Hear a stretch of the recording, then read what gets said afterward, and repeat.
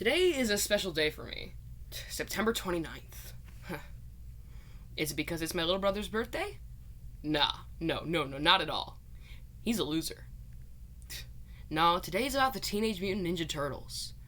The Teenage Mutant Ninja Turtles' success is thanks to, in no small part, the fact that every generation has had a Turtles cartoon to grow up with.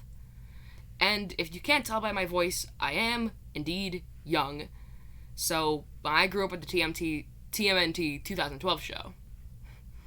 When I was growing up, especially younger, 4 to 5-ish, I was very sheltered and had to watch shows like Paw Patrol, Mickey Mouse Clubhouse, insert other photo here. But, I'm sorry for not knowing all the shows I watched as an infant. Those are the two that came off from the top of my head. But eventually, I was allowed to be a normal child. I watched some of the best superhero cartoon shows. Spectacular Spider-Man, Avengers Earth's Mightiest Heroes, Young Justice, Justice League Unlimited, Iron Man Armored Adventures, Clone Wars, for heaven's sakes. And that this show is still able to stick out to me is really saying something. One of the great things about this show is that the protagonists are fundamentally weak. They're not gods or anything, such as seen here. Heck, they're, aside from being mutant turtles, they're basically just normal people. Like you and me. This show, despite a lot of people saying it's not, that my opinion is incorrect, has pretty good character designs. I can totally see how you would disagree growing up with TMNT 2003 and the original TMNT show, but I still think these are pretty good, and maybe it's just that I'm used to it. This is the design I've had my entire life, but still, I think it's a great design. Leo is a great protagonist. He starts out from being just another normal kid to being an awesome badass leader. We haven't had a growth like this in anything but Rise of the TMNT and TMNT 2012. Other than that, Leo's just always been the leader and we've had to accept it. We've never got to see him grow as a character. Raph in the show is the typical hothead, but really he is a softie. He's a big brute with a hard shell. And his connection with his pet turtle Spike is really a testament to that, as he only really ever opens up to him. That is until Spike becomes the evil mutant Slash and, tries to kill everybody. He's actually a not great guy. Then, Raph actually starts confiding in his brothers. Donnie is the typical nerd in the show, though unlike in the two shows before, he's given some positive aspects to back up that. For example, he has a little bit of a temper because his brothers are always picking on him for being the nerd. And he's still a very competent fighter. In fact, so competent that he trained Timothy over here to be a ninja.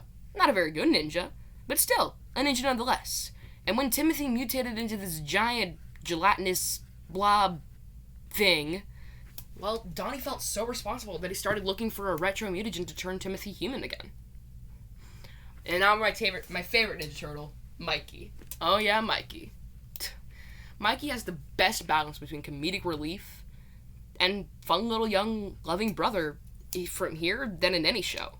In Rise, he's just shown to be the young brother, and in previous shows, he's just shown to be the comedic relief, but in here, he really has a great balance of that. And again, he's still a very competent fighter. One of the things I really, really like about him in this show is that when he listens to music, it actually enhances his fighting skills, when he can just turn off his brain and let muscle memory do all the work. April in this show is a psychic and a ninja and a bunch of things. My opinions on this April are mixed. Despite having watched the show plenty of times over, I'm never just able to formulate a strong opinion on her. She's just really basic, She's one of the characters. And despite a lot of people disliking him, I think this version of Casey Jones is awesome. I love the idea that he just took some spare sports equipment and turned it together into this. He also has something to bond with all the turtles except for Leo, really. He's a jokester like Mikey, he's a hothead like Raph, and he tinkers. In fact, it's when they go to the farmhouse, Casey actually helps rebuild the old truck so they can go back to New York. And Splinter is probably the best Splinter we've ever gotten. Another great balance of two conflicting ideas, sensei and father. that they are able to blend it so nicely here is just amazing. And that's only the tip of the iceberg. There's plenty of other characters and stories I could go over, but I want you to watch the show for yourself.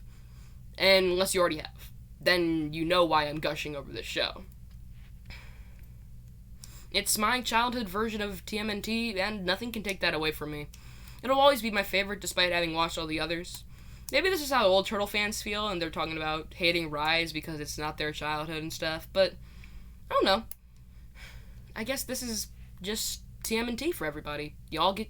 I guess that's part of the reason they have a different show for every generation.